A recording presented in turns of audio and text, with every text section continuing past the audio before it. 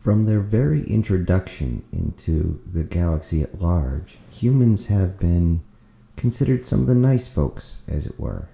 However, some people realize very quickly that you do not trespass on their territory, as they are excessively territorial. A couple pirate groups found this out very quickly, as human ships would descend on them like a horde of insects going after their prey.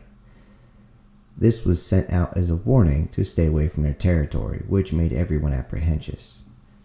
It was not more than a few decades after that humans began to spread out among the galaxy as engineers, social workers, and any other position they could find. They turned out to be better pilots than most, and were many times kept on several crews just because of their innate ability to perceive things beyond that most species could not. During this point, it was more than common to find that a human would mediate between two different species who were having difficulties aboard a ship. As we all know, life aboard a ship can get very taxing to an individual, as you spend most of your time cramped in small quarters seeing the same people day in and day out, and your job doesn't change much for the entire duration of your trip. Which means tempers can run high, and of course humans were always there to mediate. Most everyone did not want to get involved with humans, as they tend to be fairly strong for their size, maybe not the largest ones there, but they could easily one-arm a Vrishtan onto the floor, and they are the largest known sentient species in the universe. That being said, humans almost never were aggressive unless you got them incredibly intoxicated, and as a general rule, you never went drinking with a human. It was a very bad idea. Not only was the ethyl alcohol poisonous to almost every single other species, but humans tended to change and not be too friendly, or overly friendly in some cases, once they got intoxicated.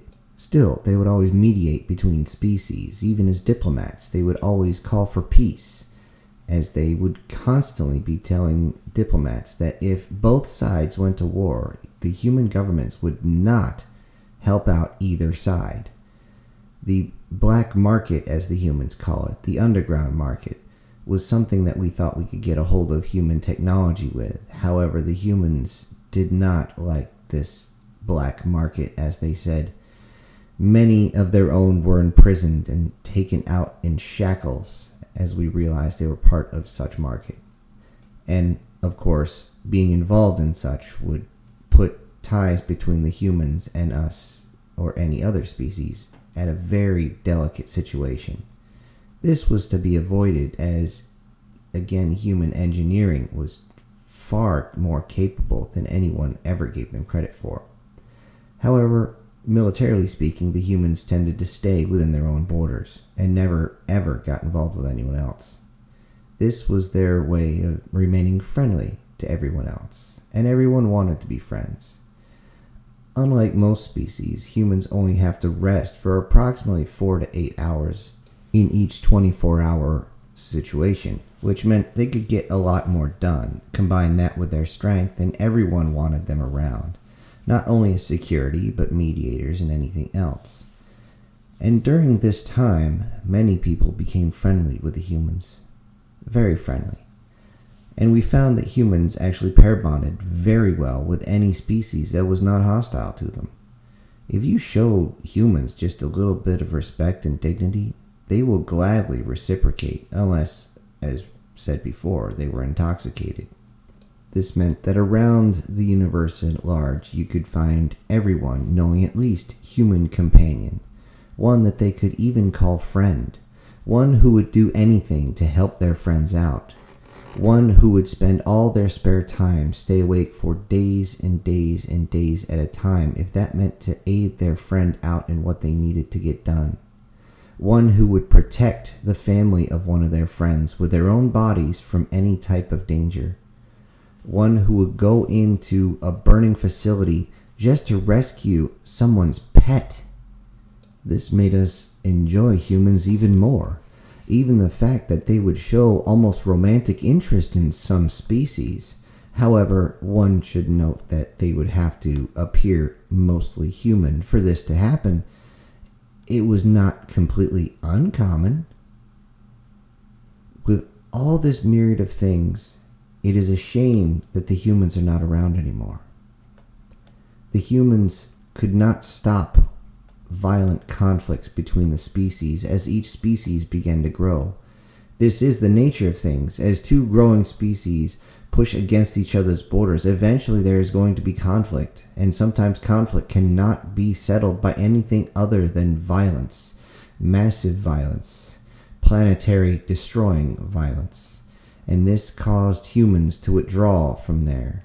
However, it was obvious that around every single border, conflict was starting to arise more and more. The humans called these brush fire wars.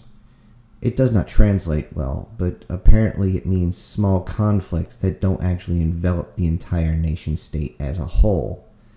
However, it was enough that it made the humans withdraw.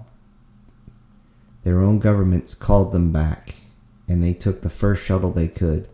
In some cases, they were almost required to stay, as shuttles would be shot, as they thought, so humans simply sent their own ships to pick them up. It was a sad day when the last of the humans left the galaxy at large and retreated to their own borders. The galaxy still fights. Our mediators are not around to calm things. Our friends are no longer around to protect us. There is no one here to make sure we do not tear ourselves to pieces. And that is why, Council, I ask that we all come to some sort of peace accord, some way to bring everything back to a level of homeostasis so that we can bring back the Homo sapiens. If we do not, we will continue to fight amongst each other until these small skirmishes envelop entire nation states, and we are looking at hundreds of worlds. And we are also talking about billions, if not trillions, of souls being lost over what? Humans kept talking us out of this to make sure we did not tear each other to pieces. Humans have always been great friends. They're always a friend you want. And more importantly, honored delegates, they are friends we need right now. We are on a course of self-destruction, and we need the humans. This was the speech addressed to the High Council approximately 5 homeworld solar cycles before the first of the biological weapons was released on Zerneki 2. With the loss of the entire planet, the war began in earnest. It would be 281 of the human Earth years before any human dared enter the galactic at large again. By that point, the losses had gone to over 300 worlds completely destroyed, another 200 plus severely damaged, and over 100 trillion souls lost. The humans looked out across the galaxy to their friends and cried.